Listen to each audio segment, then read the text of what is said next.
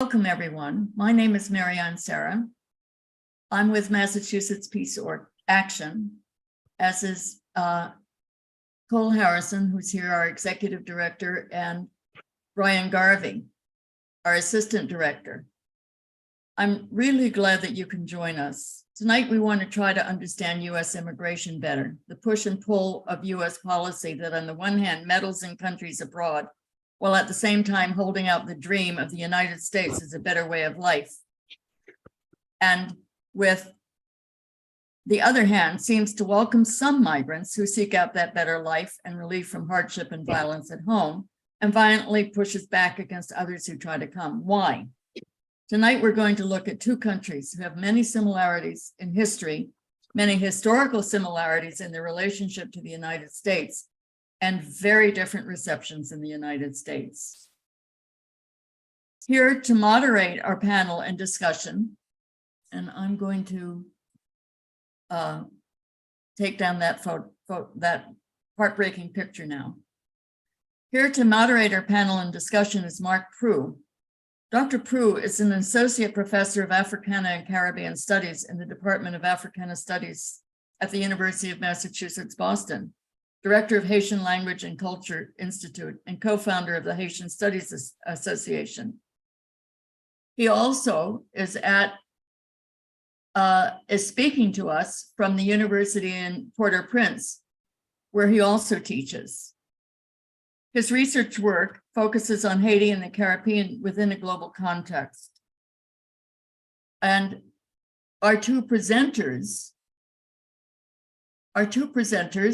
are Susan Eckstein, who is professor in the Pardee School of Global Studies and the Sociology Department at Boston University. She has a strong focus in her work on Cuba, Cuban immigrants, immigration policy, and the impacts of Latin American revolutions. Her books include The Immigrant Divide, How Cuban Americans Changed the US and Their Homeland, Back from the Future, Cuba Under Castro, Power and Popular Protest, and Power and Popular Protest, Latin American Social Movements, of which she's the editor, and a number of other books. Her most recent book is Cuban Privilege, The Making of Immigrant Inequality in America. Excuse me. We also have the privilege of being joined by Guerline Joseph, who is a leading human rights advocate and dedicates her life to bringing awareness to issues that affect us all locally and globally, such as immigration, domestic violence, child sexual abuse, and other human rights issues. She's the co-founder and executive director of the Haitian Bridge Alliance, a US-based nonprofit organization that advocates for fair and humane immigration policies. HBA provides immigrants and migrants with humanitarian, deportation defense, legal, and social services. It has a particular focus on Black immigrants from the Caribbean and Africa, the Haitian community, women and girls, LGBTQA+ individuals, and survivors of torture and other human rights abuses. She has won numerous awards for her work. So with that, I'm going to turn it over to Mark Prue, Professor Prue. A couple of things that Brian said before some of you joined. We're going to keep the chat closed during the presentation so that people are not distracted. And then we're going to open it for questions and answers. And for questions, which our panelists will answer. So we're going to ask you to put the first round of questions in the chat. Then, if you all can stay, and we hope you can, we're going to open it up for direct discussion and dialogue. And Mark Prue will be moderating that. So we're really looking forward to this. We're also, while you post your questions in the chat, we're going to put on screen a series of actions that we hope you will take, and also ways in which you can help and support and join with the Haiti Bridge Alliance. So thank you. Dr. Prue, may I turn it over to you?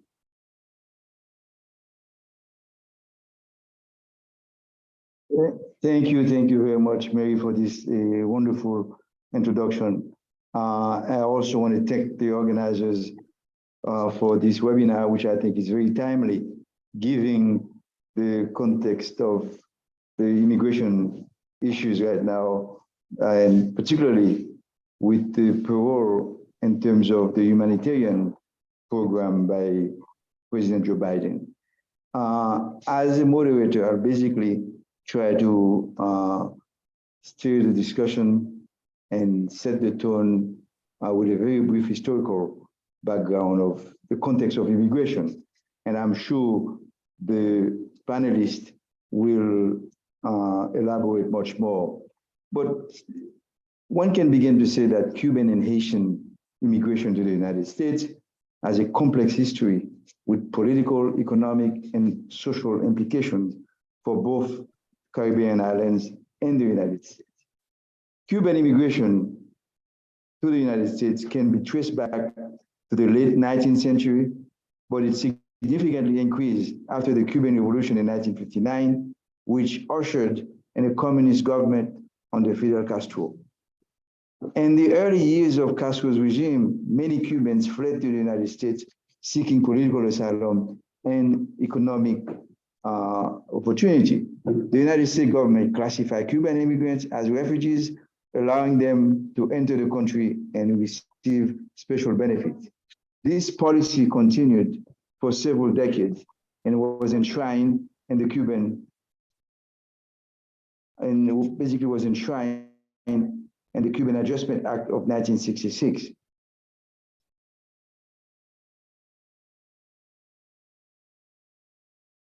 Sorry, I had a little technical problem here. Okay, can you hear me? Yeah. Okay, and as I said, the United States government classified Cuban immigrants as refugees, that allowing them to enter the country and receive special benefits. This policy continued for several decades and basically was enshrined, one could say, in the Cuban Adjustment Act of 1966, which grants automatic residency to Cubans who reach US soil. The act was intended to provide a way for Cubans to escape political persecution, but it also led to a significant influx of economic migrants. In the case of the Haitian immigration to the United States, has basically a different history. As many of you know, Haiti is very often referred to as one of the poorest countries in the Western Hemisphere. Though I do not agree with this cage of words, but in every single article from the New York Times to, you name the newspaper, that's always a signature of Haiti, being the poorest in the Western Hemisphere. And of course, Haiti has experienced political instability, economic hardship, and natural disaster for decades, leading many Haitians to seek refuge in the United States. However, unlike Cuban immigrants, Haitians have not been granted the same special status, and the US government has often been criticized for treating Haitians unfairly.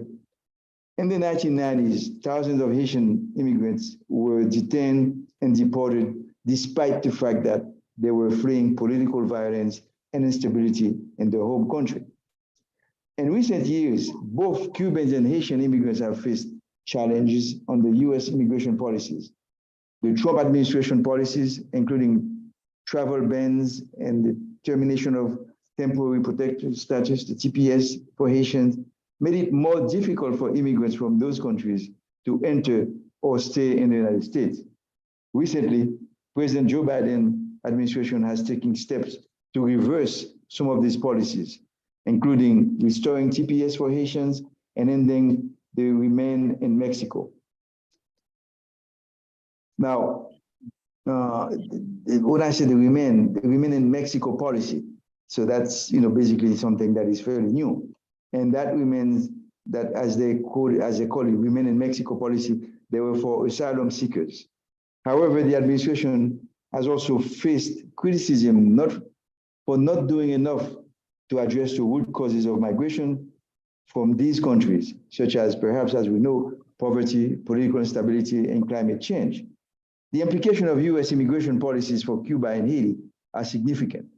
Many people in these countries view the United States as a place of opportunity and safety, and the ability to migrate to the United States can have a significant impact on their lives and the lives of their families. However, the policies of the US government can also exacerbate economic and political problems in these countries by encouraging brain drain and reducing the resources available to support development.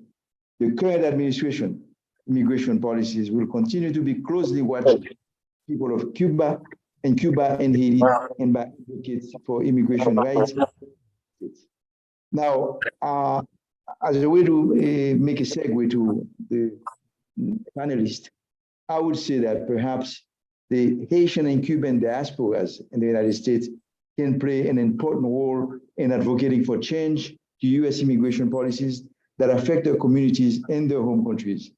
I would lay perhaps, four elements that can be done, in terms of actions they can take.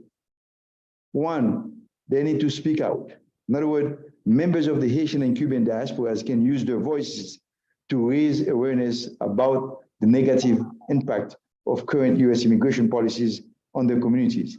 They can share their stories, organize protests, and speak to elected officials and the media to draw attention to the issues. Second, they can advocate for policy changes. The Haitian and Cuban diasporas can work together to advocate for policy changes that would benefit their communities. This perhaps could include supporting legislation that would provide a pathway to citizenship for undocumented immigrants, pushing for the restoration of TPS and other protections for Haitians and Cubans, and also urging U.S. government to address the root causes of migration from these countries. Thirdly, we need to provide support. In other words, the Haitian and Cuban diasporas can also provide supports to immigrants in their communities who are affected by current U.S. immigration policies. This could include providing legal assistance, offering language translation services, or even helping with job search and other practical needs. Last and not least, I think engage in political activism. I would urge members of the Haitian and Cuban diasporas to get engaged in political activism by supporting candidates who are committed to immigration reform and advocating for the elections. They can also run for office themselves and work to shape policies that benefit their communities. I think by taking this action, the Haitian and Cuban diasporas can help to alter the negative impacts of current U.S. immigration policies and advocate for changes that can benefit their communities in their home countries. That being said, I'd like to introduce our first speaker, which has already been introduced by Mary. She needs no further introduction. Susan Eichstein, you have the floor. Thank you. Thank you. Thank you. Thank you, everybody else involved in organizing this session. And it is really a great pleasure. And I'm going to be talking mainly about a book that I just published in 2022, which is called Cuban Privilege, The Making of Immigrant Inequality in America. The book focuses primarily on U.S.-Cuban immigration policy, basically because I have written numerous other books, and so I'm much more familiar with the Cuban case, the Cuban history, than the Haitian. However, the book also does discuss Haitians, it's meant really as a contrast to really publicize how differently the U.S. has treated Haitians and Cubans. It's almost inexcusable that two countries, they're neighboring countries, that have been treated so differently by the United States. And, we can get in what is to be done. I guess maybe I'm approaching it a little bit more as an academic, although I certainly do want things to be done. But I would say on the basis of the reaction that I've gotten in Miami by the Cuban Americans to my talk, I'll start my talk by saying it would be wonderful if there was a Cuban-Haitian alliance, because they do share a lot in common. But I don't see the Cuban Americans rising to the occasion. They've been very concerned about themselves in ways that's admirable, how the community has come together so much. And I see very little alliance between Cubans and other Latino groups, Hispanics, and not just Cubans and Haitians. In fact, I've come across very little from the Cuban side, if anything. on Cuba Haitian along. The Haitians very justifiably wanted to get on the bandwagon with the Cubans. And I'm going to go over some of the entitlements that Cubans and only Cubans have gotten. And sometimes Haitians have benefited by being sort of taken along with the Cubans and gotten similar benefits, but never, best of my knowledge, has Haitians gotten benefits that the Cubans have not. So on that background, let me go and sort of give you the historical perspective of the kinds of entitlements that Cubans have gotten. And they do start in 1959. As Professor Pu said, there was some immigration from Cuba before 1959, but it increases astronomically in 59 after Fidel Castro comes to power. And I'm going to list some of the unique, and I underline unique, entitlements that Cubans have gotten. So first, I'm going to discuss entry entitlements that they've gotten, and they are numerous. And it begins in 59 when the U.S. Sponsors an airlift to bring a 250,000 Cubans to the United States at U.S. taxpayers' expense. Bring them here and entitle them to refugee benefits.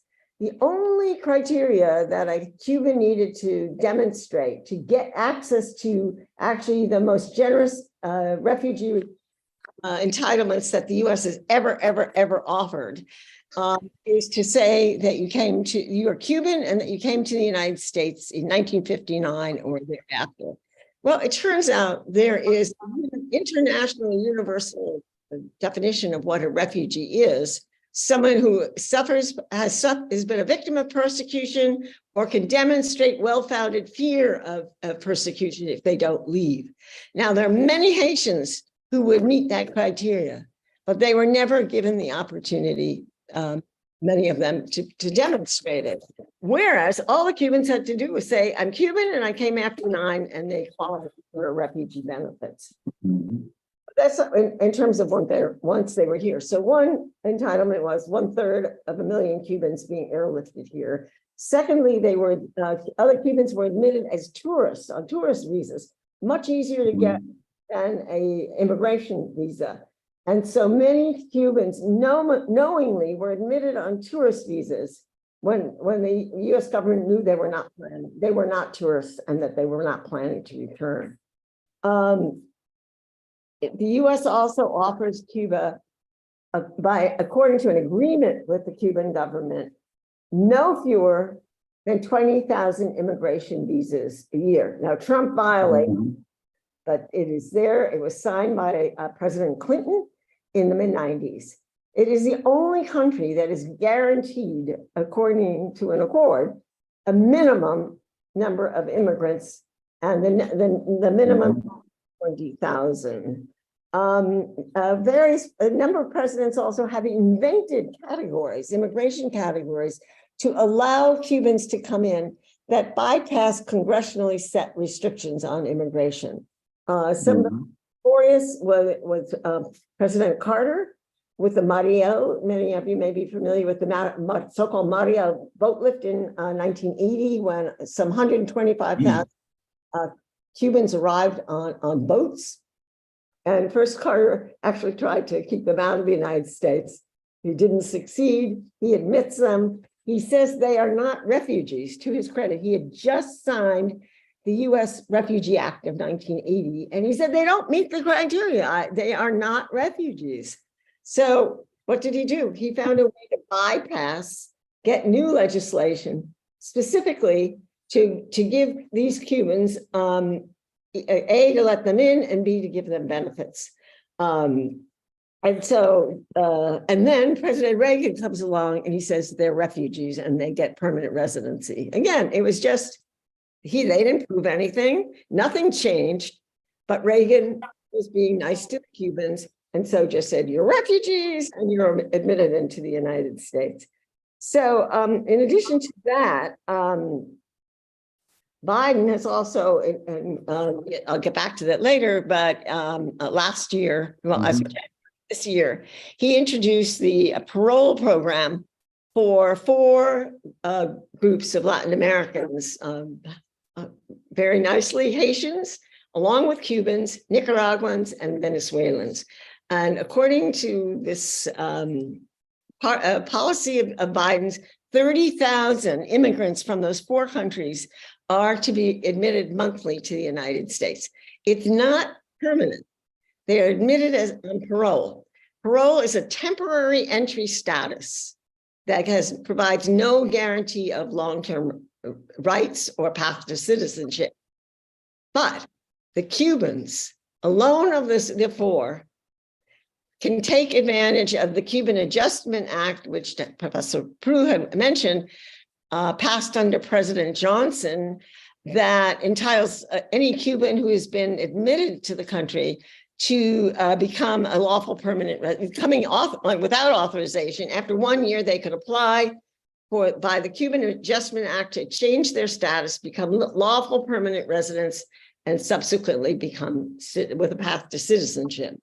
Okay, so they're alone of these four groups having the entitlement to become on a path to citizenship by virtue of coming in on parole like the others, but they have this other entryway into the United States. They're also, so what's interesting in this case is that the Haitians and the Cubans get special privileges within this parole program. I've seen no justification. It's fine with me, but why the two of them and not the others has never been publicly justified.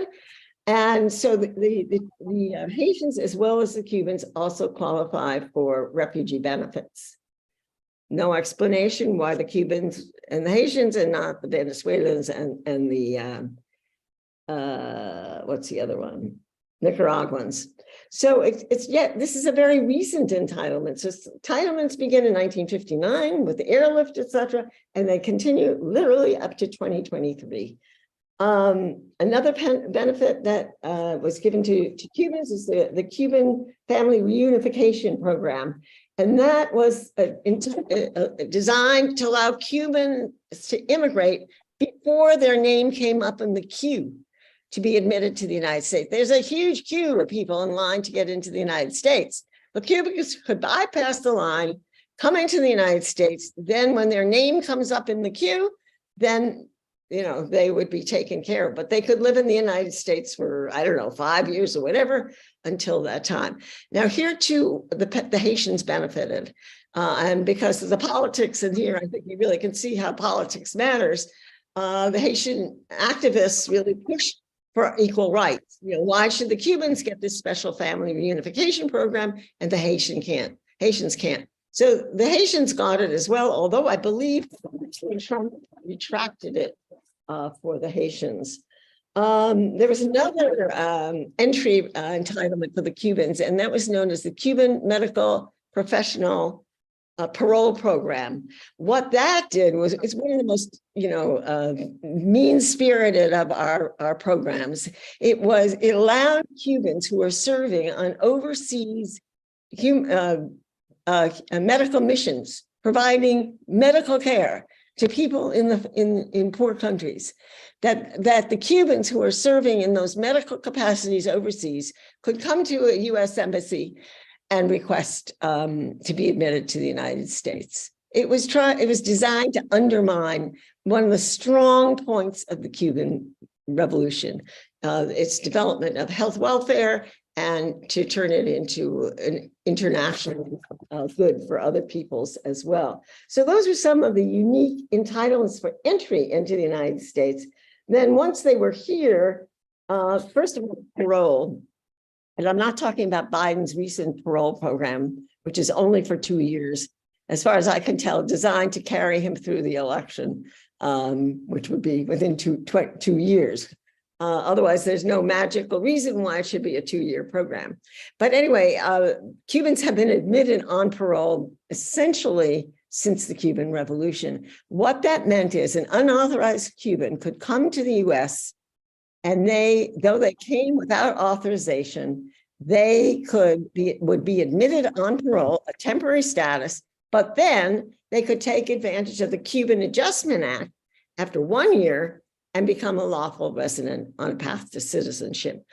That was a huge movement that continued until President Obama's last full week in office, when he ended the parole program.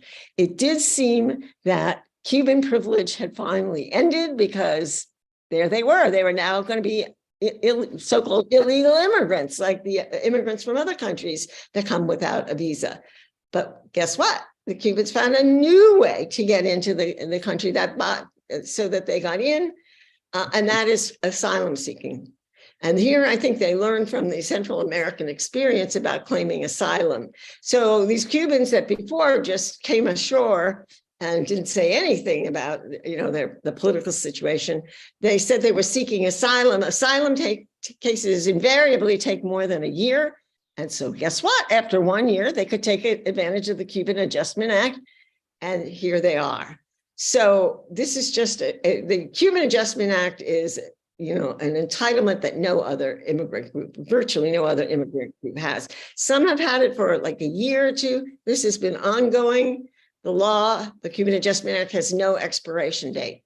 And occasionally a congressperson has raised it that we should end it, and it never gets sufficient support. So this is an entitlement that continues, a unique one that continues until this day.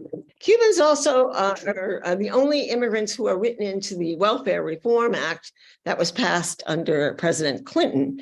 It was a welfare reform that was very anti-welfare, but also very anti-immigrants. It said that any unlawful immigrant could never qualify for welfare, and a lawfully admitted immigrant could not qualify their first 5 years, except if they were Cuban. Cubans are written into the law as automatically qualifying for welfare once they come to the United States.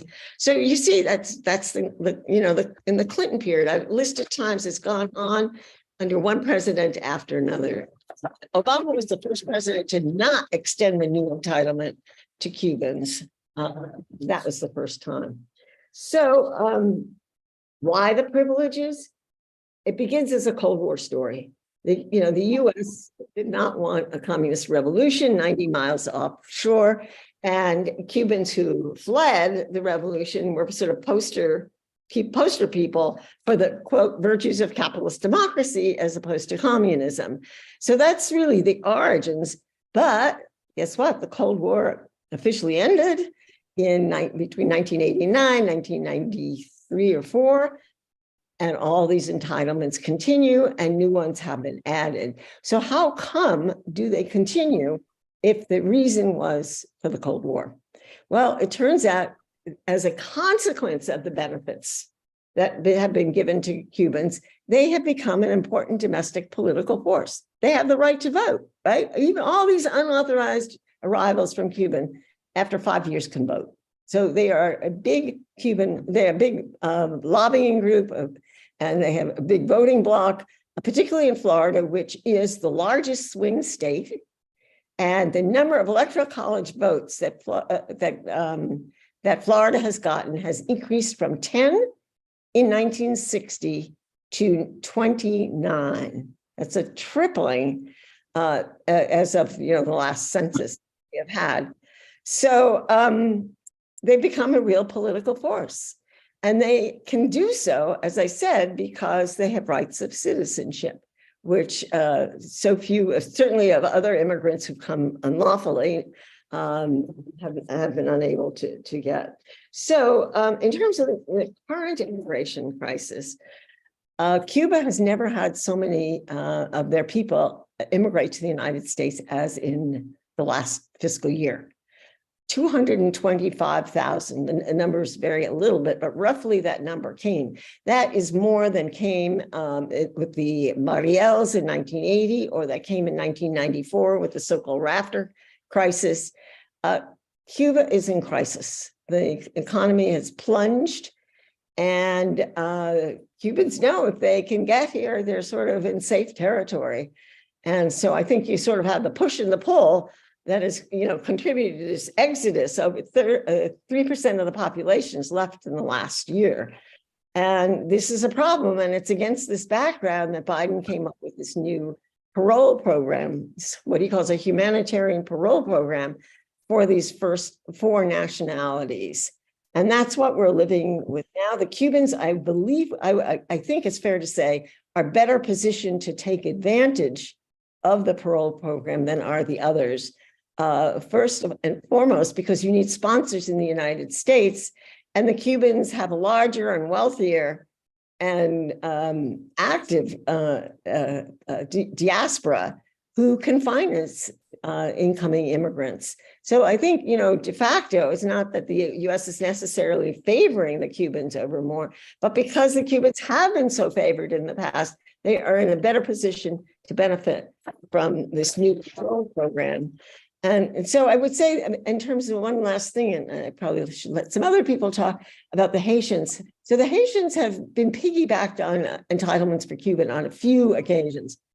Insufficient, okay? But first of all, with the Mariel crisis, when Carter admitted the Mariels, he also admitted Haitians. So they were able to come in and to get benefits more or less the same as the Cubans got. So that was one time in which the Haitians were piggybacked on benefits for the Cubans. And another time is now with the parole program. And so there have been 1 or 2 other times where the Haitian Family Reunification Act was passed, built on the Cuban Family Reunification Act, where Haitian activists really pressured for equity for the Haitians, that they should get the same benefits as the Cubans have. So I would argue politics matters. Haitians have on some occasions been effective in pressing the US government to give them the kinds of entitlements they deserve. But it's hard work. And I think it needs people there, to press for the equity in US immigration policy. Thank you very much, Suzanne, for your judicious presentation in terms of background on the Haitian and Cuban immigration. Now, without any further ado, let's turn on to Gerline Joseph. She needs no introduction. She was already being introduced by Mary. So, Gerline, you have the floor. Your mic is off, Gerline. Thank you so much. And as we say in Haiti, on respect. Thank you for having me tonight, and thank you so much, Professor Eskin, for this in-depth. You just schooled everyone, right, on the realities and the background and how things have been vis-a-vis Cuba and Haiti, and dealings with migration of people from those 2 countries, and how the US continues to respond and or not respond to the need of people coming from Cuba and Haiti. One quick thing I would like to do is taking us back 200 years ago to see how the Haiti-US relations started, and the basis for why the different treatment between people coming from Haiti and Cuba, even when they are in the same boat. And I will repeat, even when they are in the same raft, the same boat, the treatment vis-a-vis Haitians and Cubans is most of the time completely different. We all know that Haiti is the first Black republic, the second republic to the United States in the Americas. We also know that Haiti is the first Black country to have fought and won their independence. That wasn't given to us. We fought and we won that. And also understanding this is the reason why we continue to be in a state of despair.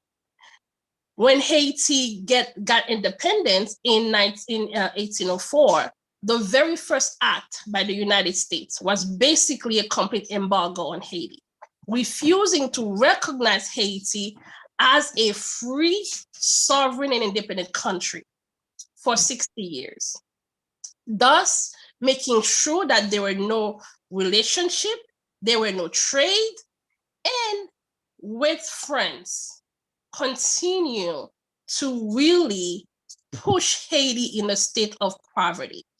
I think that Dr. Prue mentioned, many times we read in the news, the title, the headline is Haiti, the poorest country in the hemisphere. Sometimes they even say the world. But the reality is Haiti is one of the most impoverished countries in the hemisphere and around the world. How do we get from the richest colony, building France to where it is, to becoming one of the most impoverished countries in the Americas, in the hemisphere, and honestly, in many spaces around the world?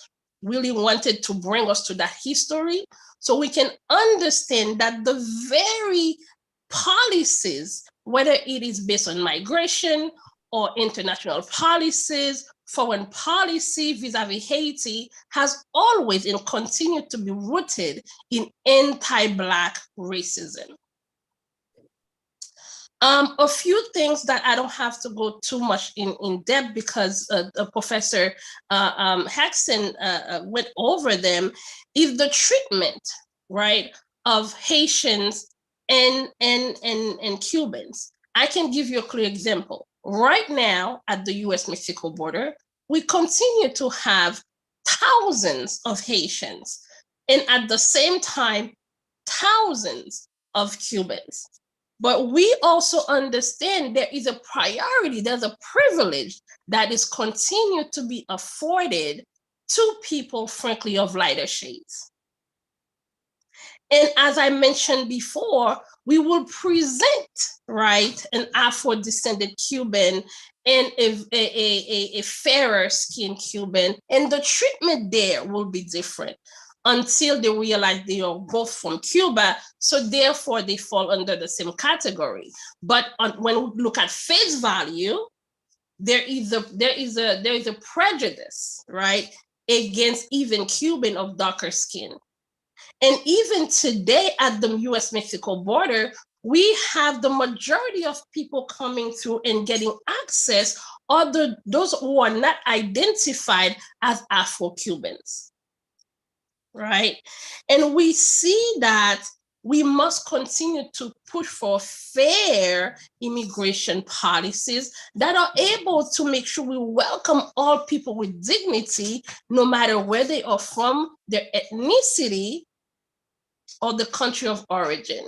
Because when you are speaking of Haitians and Cubans, we also have to understand the part that ethnicity plays into that as well, right?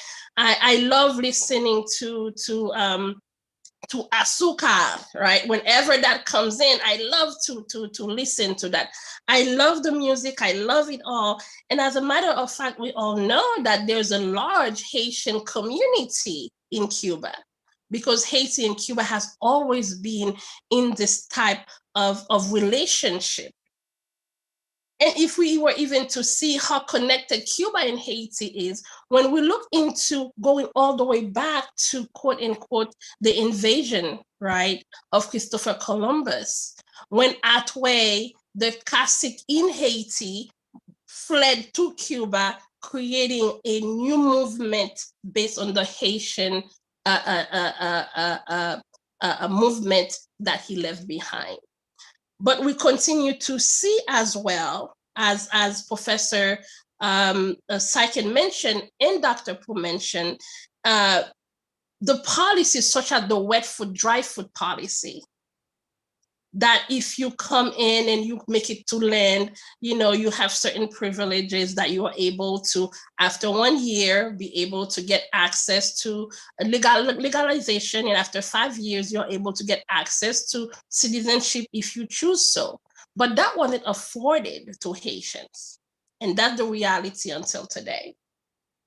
There's also the Haitian-Cuban immigration program, CHIP, that was literally, when we say piggybacking from one country to the next, that was combined for Haitians and Cubans.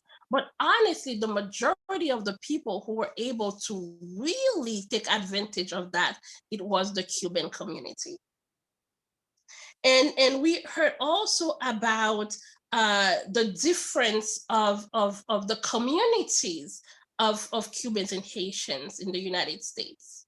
Because the Cuban community were afforded a pathway to legalization, a pathway to citizenship, that wasn't afforded to the Haitians. We have a large community of undocumented Haitians in the United States. When President Trump came into power, there was a mass exodus of Haitians to Canada because they were so afraid that they would be detained while they were working in the street. They would be arrested while going to school. They would be kidnapped and be deported. So we had over 30,000 Haitians fled the United States and went to Canada, while the same people who entered from Cuba around the same time had been afforded legalization and were able to stay here and prosper. Even when we look into the current administration and into the Department of Homeland Security and DHS and USCIS, we see there are a lot of prominent people of Cuban descent, including the Secretary of Homeland Security, who himself came here as a refugee with his family, but of Cuban descent, but not of Afro ethnicity. We see and we look into the system when we see how privilege plays a big role in access, and how anti-Black racism also play a big role in the root causes of the treatment of particular people. That's why Haitian Bridge Alliance, the only Black-led, the only Haitian women-led organization that is providing support for all people at the US-Mexico border, with a focus on people of African descent. Whether you are from Cuba, from Haiti, from Honduras, like the beautiful little girl Anna that you just saw, who unfortunately, we can say died, but she was killed in CBP custody because her mother begged repeatedly for 9 days, sharing that she was suffering. She ended up getting the flu in custody, but I will tell you, because of her Black skin, they did not see her.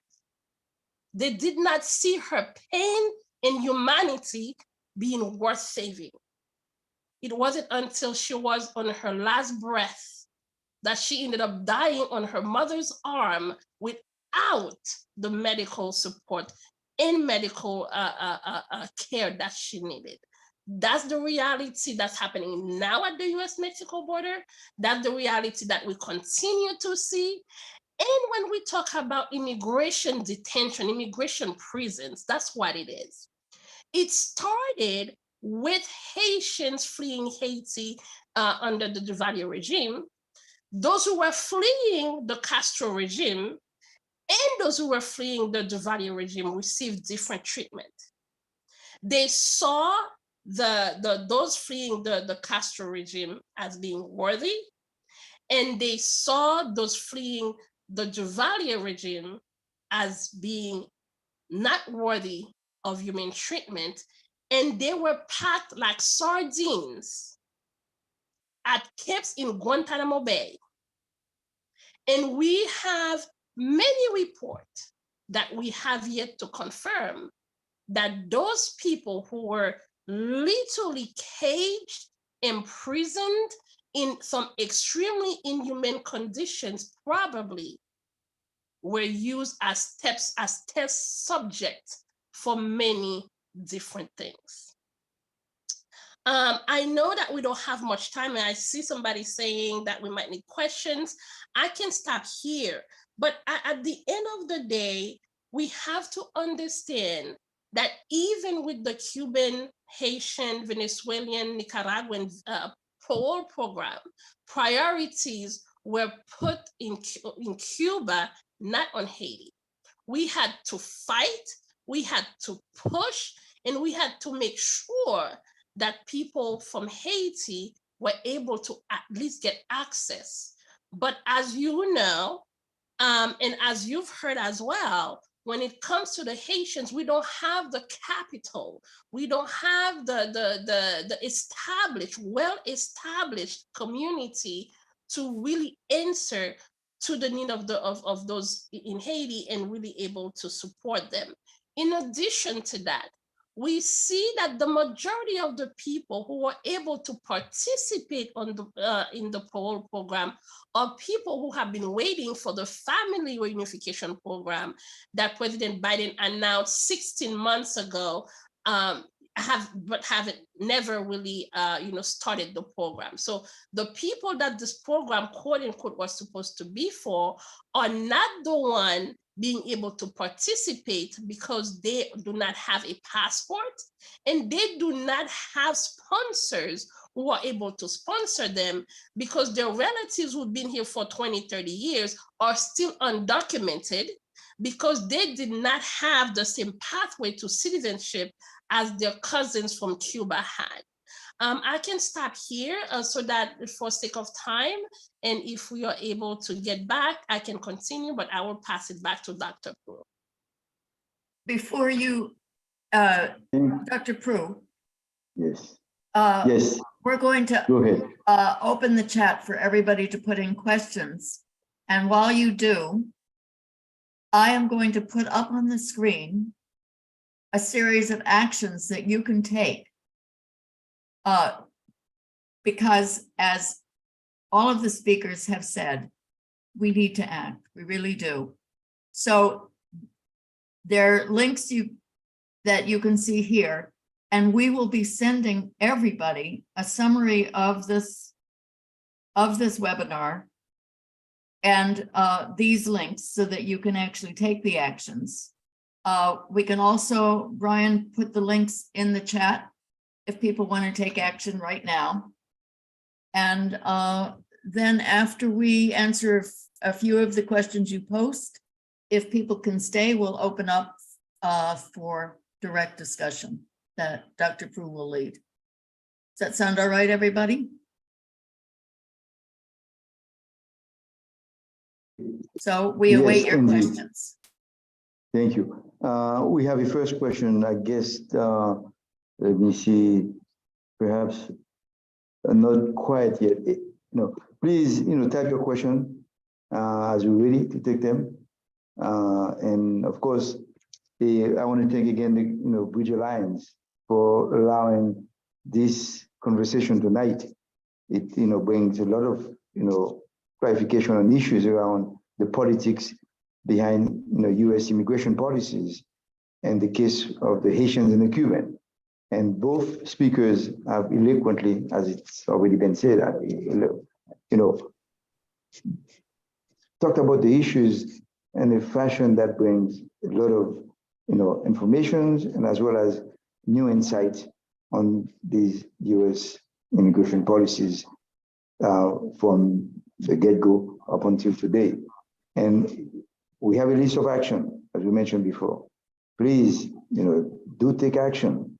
So many families and communities of both communities, Cuban and Haitians, can in fact, live peacefully and harmoniously. The first question, I think, on the board, I will read it. How do Cuban refugees get to vote after 5 years?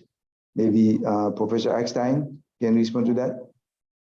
Certainly. Well, that's our law for anybody who's a lawful permanent resident after 5 years can apply for citizenship.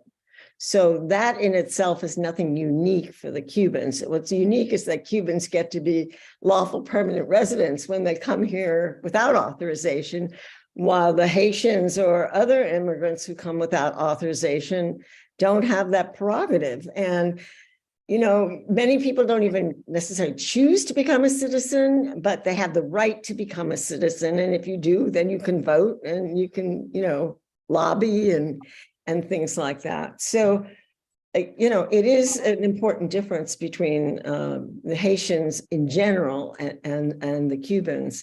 And I thought your points about the Haitians were excellent and well taken.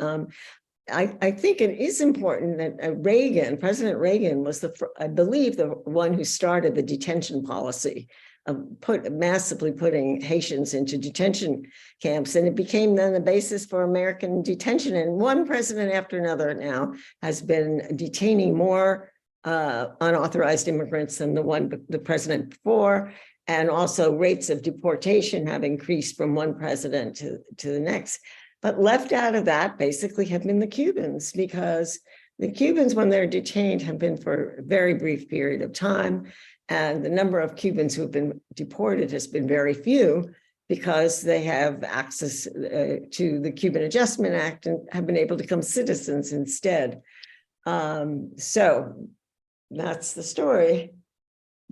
Thank you very much, Suzanne. And the next question goes, like I believe Courtney asked, can you explain when Haitians receive refugee benefits and what they remain eligible after the first 12 months from arrival? Is that clear? I don't know. Colleen, can you take a crack at that? I can quickly, and then I will pass it to Professor Eckstein. So they don't enter as refugees, they enter as asylum seekers at the US-Mexico border, or people who might be making their way via sea, which is both Cuban and Haitians.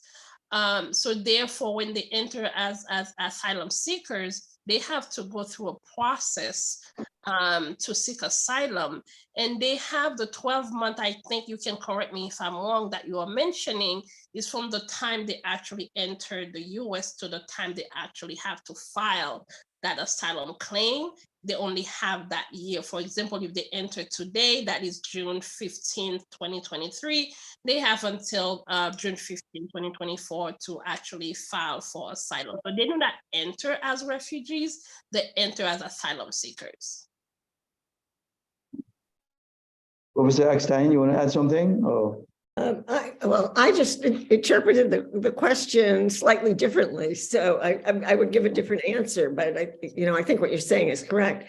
I thought that maybe what provoked that question was what I was saying, how the Cubans and the Haitians were getting refugee benefits, and I have seen no discussion of why. I've just seen it announced. I find this new parole program is very poorly put together, at least for the public, to explain, why these four groups, why the Haitians and Cubans are singled out to get better benefits, which is, it's fine that the Cubans and Haitians are getting, but why not the other two groups that are involved, and why there are a lot of unauthorized immigrants from other countries that didn't get into the parole program.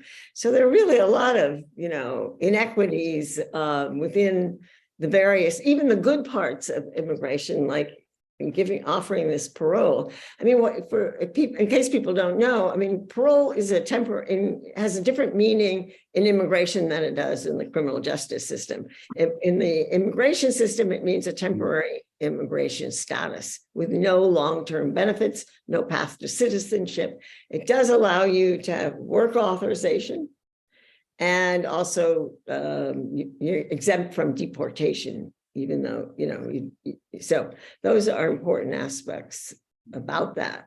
So, there are definite benefits to the parole program, but this is not a long-term solution to the immigration problem, the immigration crisis program. We have 11 million unauthorized immigrants. Some of them have been in this country over 30 years and cannot have no path to lawful permanent residency, much less to citizenship. So it's a huge crisis that we have out there that needs to be solved. And we are singling out two groups, but one of whom has gotten many more entitlements than the other. And we need to fight for immigrant equity, I would argue. It's really unfair. There's no justification. Thank you very much. The next question came from Michael, and I think it's a question that will take the whole night to answer. It's much deeper than that. It asks, what kind of relationship does Haiti have with the Dominican Republic? Is it a strong bond like the one with Cuba? I think it's historically, as you know, Haiti, the island of Hispaniola is shared by the Haitians on the western part and the Dominican and the eastern part. And of course, it goes a long way. Was first an island, owned by the Spaniards, and over a skirmish with the French pirates. In 1697, they divided. Western part becomes Saint-Domingue, French colony. Eastern part become, Dominican Republic. Eastern part was mostly in the cattle raising. Western part was the pearl of the Antilles with sugar and so forth. And of course, the Dominican Republic was the first and only country in the region that didn't take its independence from the former colonial power. Haiti became independent in 1804, and of course, by 1825, on the Boyer, Haiti ruled the Dominican Republic. And then that has left, very sad and sour in the imagination of Dominicans. And of course, it's a love and hate situation, but they do collaborate and work in terms of, cultural, historical, and mostly in economic matters. And between the border of Haiti and the Dominican Republic, you have another space, between both borders, which is divided in a way you have Dominicans and Haitians living together. So it's a very long, but I think the relationship has been overwhelmingly very, I would say, cordial in a sense. You have many well-to-do Haitians who have business in the Dominican Republic. And then you have, of course, a coup and counter coup started, in the DR to come over. And, of course, we probably will not be into this discussion tonight. It's much longer. I don't know if Professor Eckstein has something to add or Berlin has something to add, but in the spirit of trying to answer every question, that's what I would add to it very briefly. Professor Eckstein, anything you want to add to that? Well, I feel I should not be talking about the Haitians because I don't know it as well. But I always thought that there was a lot of discrimination by Dominicans of Haitians. And you make it sound like they get along much better than I had been led to believe. Of course, there are sort of issues that are part of, I would say, the narratives of on both sides.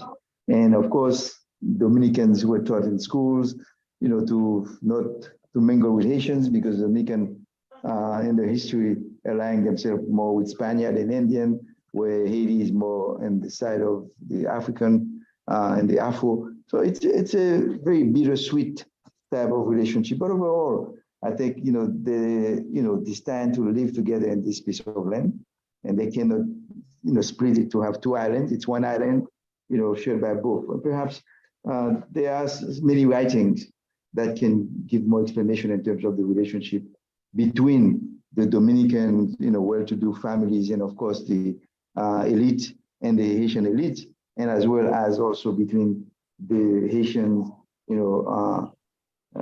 I would say, peasants and the Dominican peasants. So I think perhaps it's not part of our discussion tonight, but that could be part of our elements.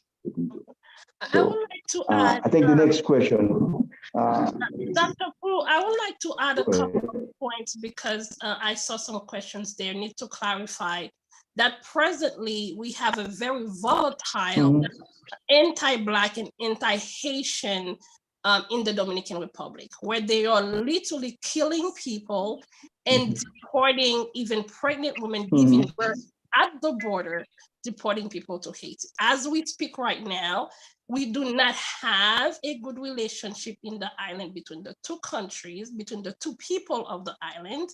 The majority of it is because of anti-Black racism and anti-Haitian sentiment that is, literally being carried for the past, over past century. So we just need to clarify that because that is the current reality. And the Dominicans has also been known to massacre, large groups of people of Haitian descent, and have also recently denaturalized the majority of people of Haitian descent. And I can give you a clear example. I have two cousins. They are twins, but they are fraternal twins. One is very light skinned, one is very dark skinned. They both moved to the Dominican Republic. but the darker skinned one is always in hiding, and the lighter skin that could pass for quote unquote Dominican is able to freely move around and about the country. So, with all the history, with all the things that we have mentioned, yes, many times the two islands have lived, the two countries have lived peacefully. When I was growing up in Haiti, we had a mass migration of people from the Dominican Republic to Haiti to come to search for a better life in Haiti, right? But right now, there is a large and heavy anti-Haitian sentiment in the Dominican Republic that is creating a lot of issues between the two people. Yeah. As I said, thank you very much, Gordon. It's a very complex. We're waiting to have another webinar on that. Let's move to the next question. I think this question reads as this: if we help with the conditions in each country, making it better to live in Cuba and Haiti, people will not want to live. The embargo must be lifted. Any comment on that?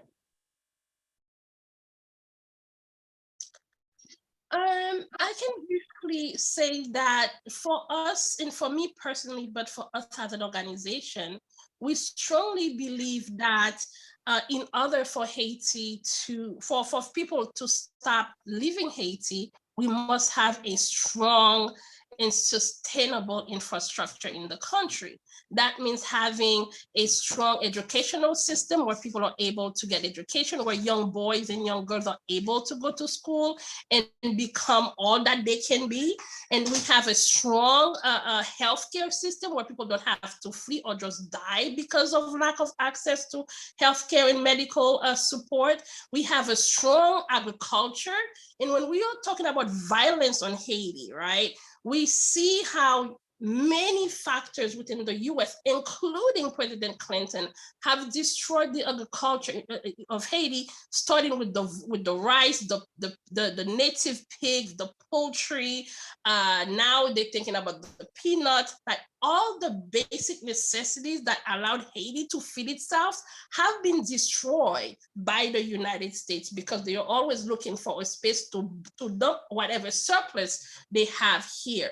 So building a strong agriculture so Haiti can once again feed itself and build road to decentralize Port-au-Prince so we can have functioning departments, in the north, in the south that can be sustained. That I believe that in addition, all the violence and the current political turmoil and all of those, yes, but the basic necessities of the people are not being met. So if we are able to build a strong infrastructure with the help of those who say they are friends of Haiti, to build a strong infrastructure, to build roads, to build schools, to rebuild the healthcare, people will not have to flee because there's nothing else for them to do, in addition to extreme migration due to natural disasters such as the earthquake of 2010, where over 250,000 people died, leaving close to 4 million people without any access to support, followed by multiple storms that continues to really dismantle the very fabric of who we are as a people. Because after the earthquake, we have the storm. After the storm, we have political turmoil. After political turmoil, we have gang violence. So for the past, for the last, few years, we have not been able to have any moment to breathe as a people and as a country. So thus we see the forced migration internally in Haiti, where currently entire neighborhood have been forced to flee to, because of the gang violence, to then seeing mass migration outside of the country. So I want to interject something here. We're happy, Mark, excuse me 1 second. We're happy to stay, I think, as long as people can. It's 9:08. Are people able to go another 20 minutes? If so, then we can continue with some of the questions in the chat. And then we can also open it up and recognize hands afterwards. But first, I think we should get to the questions in the chat if people can continue to stay. I agree. There's an interesting question here. It says the Biden administration parole program is having an incredibly debilitating impact on Haitian civil society and the public sector, especially in public health. So the exodus of a middle class. Okay, I'm trying to. Okay, the exodus of middle class is a serious issue for Haitian society, which already has so much, I believe, impact. Do you think this is unintended consequences of the policy, or is it more calculated? Professor Eckstein or Gerlin, anyone? I can start it and I'll pass it to Professor Eckstein. As a person who actually, advocate and pushed to make sure that Haiti was included in the parole program, understanding what we are dealing with at the border. The program itself was created based on the number of people who are coming at the border and from which country. And those 4 countries are the primary countries where people were coming from: Cuba, Haiti, Venezuela, and Nicaragua. That is the basis for the program. Now, there's many different opinions within the community.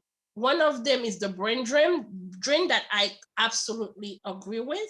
But the reality is, if those people did not have access to the parole, they would have been at the border. Now is looking at having a way to provide a safe way for people to come, or their other choice will be to make it to the border. And we see those who do not have a sponsor in the United States, those who do not have a passport, right? Those who do not have a sponsor in the United States, and those who do not have a passport continue to take the route because they cannot currently survive in the country.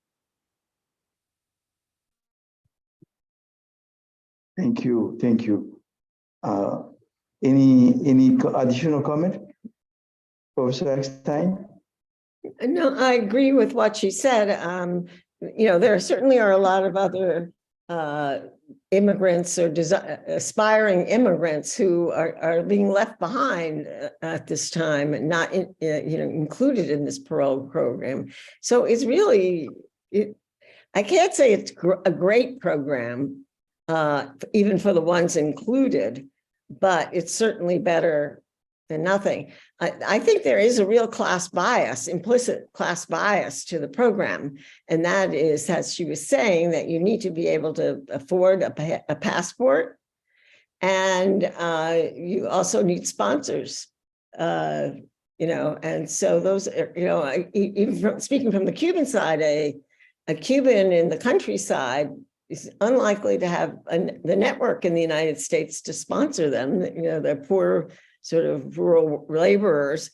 And so they are excluded de facto, not de jure, but de facto from this program.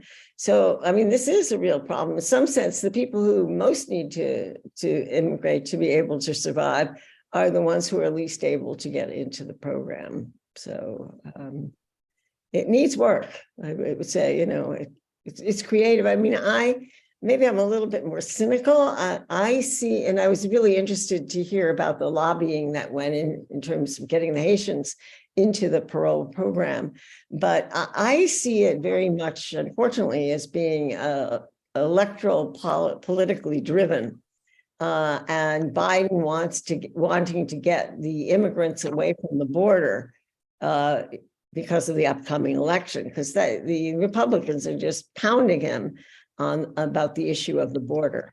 I mean, it's unfair because he's having a lot of trouble getting people in lawfully, and Congress won't pass a new immigration law. So, in some sense, it's not fair that he's getting blamed, but he is getting blamed because there are all these people at the border. So the program gets people away from the border. You can't apply at the border. Only if you have access to the app and have a scheduled time to come. So, I mean, it's creative in terms of getting people away from the border. That's going to help the Democrats win the next election. But it has a lot of problems built into it.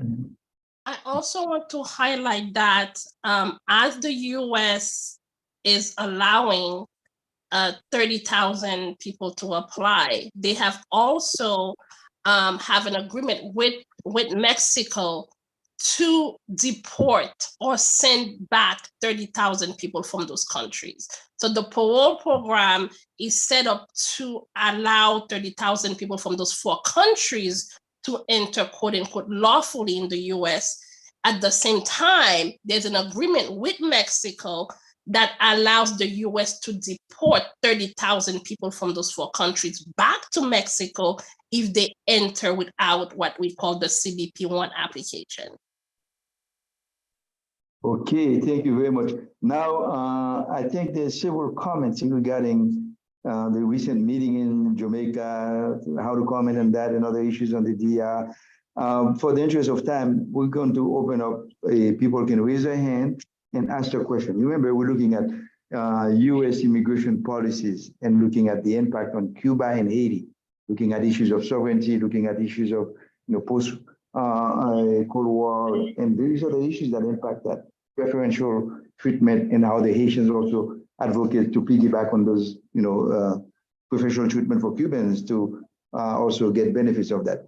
And of course, issues of how to create better infrastructure, schools, hospitals in the country that would curb on the number of people. Now, you can raise your hand and ask a question regarding the discussion we've had tonight with Professor Eckstein and Gerlin and all the other participants who have contributed to the chat comment. Please raise your hand. I don't know if you can see all the raised hands, Mark, but Richard Katzian has a question, and I'll watch for raised hands. Thank you. Go ahead, Richard. I press unmute. Can you hear me? Yes, we can. Yes. Geraldine, what's the status right now? What's going on in Haiti? It seems like the gang warfare that was lasting for almost a month, and a lot of people, innocent people, got killed, and even a lot of them there was revenge. Political instability in Haiti, ever since I've been following it, ever since Aristide, who was a beloved president, and we got rid of him, we captured him, flew him off to Africa for 3 or 4 years. But even no one's been found guilty with the assassination of the president 2 years ago. So, I mean, the political system in there, I mean, do you have a parliament in there? Are people voted on local elections? It just seems that, and it seems like the people never like the president, and whoever it is. I think maybe Dr. Prue might be a better person to answer. I believe he is currently in country. But what I can share with you is that last month, with everything that was happening, I am from a very remote and affluent area up the hills of Pétionville, Thomas and La Boule in Fort Jacques area, that the gangs took over in killing people, including 3 of my cousins, who we were hoping to get through the parole program because they did not have passport. They were still in country, and they got killed through that violence. So that is the reality on the ground right now. My family is currently experiencing or this type of violence, but I believe that Dr. Prue might be a best person to answer the question fully. Okay, Gerlin, it's a very loaded questions in terms of the nature of instability in the country that has over the past 40 years and even before that. And the country was born out of violence in terms of a revolution and factions after the many factions united to kick the French out. And there was, things fall apart. The country was divided into the north, the west, and they were trying with different models. King Christophe was trying the, kingdom in the north, and a republic by, Muleto, Pétion, and the, west, the south, and the west, Dessalines. And then, of course, Boyer tried to reunite the country. That's when, they annexed the Dominican Republic. That becomes, one republic. And then for 25 years, Boyer tried to rule. And then, of course, they gave the Dominican Republic independence in 1944. And then 1844, then, of course, you had coup and counter coup. Haitian politics has been from the get-go, a zero-sum game. So the winner when it takes hold. So you mentioned Aristide, for instance. Yeah, that was one of the cases. And you mentioned, of course, Jovenel was killed 2 years ago, and then still you haven't found, the culprit. And there have been many culprits. Of course, they named, the Colombians were part of the deal in terms of they were, the one who carried the actions. But the real, folks are still running around. And of course, the issue of sovereignty, the country has been independent for 217 years, but never been really sovereign and never been really able to govern itself. During the latter part of the 19th century, there have been some attempt of, elections and government change and, in a peaceful way, but that hasn't lasted long. And then, of course, for every, head of state to get into power, remember, the country was basically ruled for many years, from 1804 to 1915, by military personnel. It's after the US occupation, you had the first civilian government. And then the army was very powerful. So the army was doing coup and counter coup and stability, because you also have the economic sectors enmeshed into it, And in the middle part of the 20th century up to today, many head of state, senators, and representatives, they were elected with gangs. So you had, it's a politics of the gangs. You had, after Duvalier with the Tonton Macoute, you had Aristide with the Chimère, and then you had, La Tortue with La Métis Manchette, and you have the Zenglendo, you have the Frappe, now you have the bandits. I mean, the Haitian kids who were in the street under Aristide, now they are the famous gang leaders. They pretty much, carve, the country in certain areas where they control those areas and they control the economy. But when you take Martissan, the way the men were to go to the south, you have a gang leader who organized and collecting tolls. In other words, no cars can pass by without paying tolls. That should be the government doing that. And you have head, ministers saying that these are lost territories, so that the state is really, failed in a sense that cannot recapture. And so Port-au-Prince is pretty much in a circle. No one can leave to go to the north because it's controlled by a gang. No one can leave to go to the south, controlled by a gang. And the center, and as she mentioned, up in the mountains where it used to be safe, La Boule, Pétionville, now they're gang infested. So I think, the country is basically is a mesh into that kind of violence. And those elements that are part of the gangs, they weren't offered the opportunity to have decent schools, decent learning environment, decent hospital, decent jobs. So they retrieve, and of course, armed by politicians. These kids, they can't make weapons, nor can they make munitions, but they have thousands and thousands of them because, people who are ministers, people who are running for office, arm these gangs so they can control certain region, so therefore they would win on the ballot. So it's very complex, and we have had so many UN missions. It's worsening and worsening after each UN mission.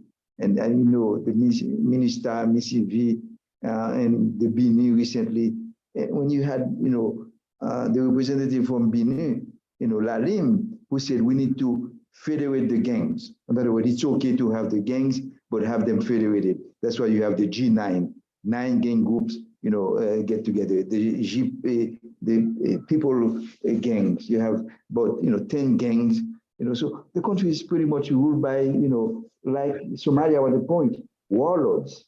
And then the government is very much powerless because the government is in cahoots with those gangs. You have members of the police, national force, who are working with those gangs. When a policeman is making $30, $40 a month, and a gang leader can, give him, $2,000, $3,000, $5,000 because they are kidnapping folks, which are, a way to decapitalize the middle class and the upper class, and people are leaving the country in masses. It's a very, very murky situation. So the answer, I think, it's in the hand of the Haitian people. to 50 years, what country they want to establish and to move forward. You hear they've gone to Jamaica, meet with CARICOM, but we've seen this thing before. Under Aristide, when they had the coup d'etat, they went to Governor's Island, they went to Atlanta, they had many meetings. And these politicians will go to these meetings, have dinner, lunch, and then vacationing, and then return business as usual. So I think it requires something more drastic in terms of, because you have a structural problem. It's not really a political problem. It's a structural problem within the structure. When you have a former prime minister who owns $68 million in the banks of the DR that are now being frozen, and who owns, hotels and everything, where did he get the money? And of course, we know he got the money from the Petro-Caribe funds. He got the money exactly from the Haitian coffers. And I think, they are some part of, the Haitians are the men responsible for the fate and alliance with a sector of the international community that supported that. So I'll stop there because I think there's much more to say. I'll let other folks ask some questions relevant to our topic. If I may add something, I think if we were to talk about this specific subject itself, we will go all night. But one thing I want to go back that Dr. Pooh mentioned is the birth of Haiti. And I want to clarify that all revolutions have some type of, aspect of revolutionary, some can see as violence, including this great United States of ours. Many different wars that brought us to where we are today. So I just want to clarify that, because the notion that we as a country took our independence and there were some aspect that some people might see as violence, but that is a revolution that people were being murdered and killed and raped for hundreds of years, and they said no more. And they had to make a point, they had to fight for survival. So I just want to clarify that, because as Black people, as Haiti itself, this has been a very negative narrative that has been portrayed Haiti in a light that is absolutely categorically untrue. So just wanted to highlight that as well. You add in the money. You add in the money, because you can't make omelet without breaking and cracking the eggs. So evolution is evolution. So we know, it's part of the deal. So again, I think we'll probably take the whole night, another webinar to look at those issues. Any other hands? Maybe I think we've seen. No other hands, so maybe we should wrap up. It's almost 9:30. I do want to let people know that they will be getting a follow-up email, both everybody who's here tonight and everybody who's registered, with some of the useful links that have been put in the chat, with the links to actions that you can take, and the links to the YouTube and the recording. Yeah, I seen one hand. Michael, you want to ask a question quickly? Michael, you have the mic. Yeah, I was curious about the cruise ships. Aren't there places in Haiti where the cruise ships, they stop? And are they safe, or are they, what's the story there? I didn't get it. You said the cruise ship? The cruise ship? The cruises that go to the Caribbean. He's saying some stop in Haiti. There is in the northern part. Yeah, there is in the northern part a place called Labadie, which is, very, pristine, nice beach where the cruise ship make a stop before they go on to the journey to other part of the Caribbean. Yeah, it's still there. It was closed for a while, but I believe it was supposed to be reopened. And of course, it's a contract with the Haitian government. This piece of land, Haitians cannot even step onto it. They have to have a passport to get to it. It's pretty much for the tourist industry, basically. But it's still, Labadie is still functioning, I believe. So I don't see any other hands. Maybe, as you said, it's getting late. And again, it was a very interesting exchange. And I believe that we need more of these type of webinars to delve into some of these issues that we perhaps did not get to respond tonight. Thank you very much for your participation, and I turn the mic to Mary for some announcement. So thank you, everybody. This really has been quite wonderful. If Brian or Cole could save the chat, then we'll also have all those great links. And we will be sending a follow-up to everybody who's been here tonight, and in fact, to everybody that's registered, which was an astounding 178 people. And in it, we will provide the actions, we will provide the useful links that have been there, quite a few provided by Karen and Sarah. And you will also have a link to all of the different actions that you can take, and we sincerely hope that you do take them. We can change this situation. And also there will be a link to the Haiti Bridge Alliance.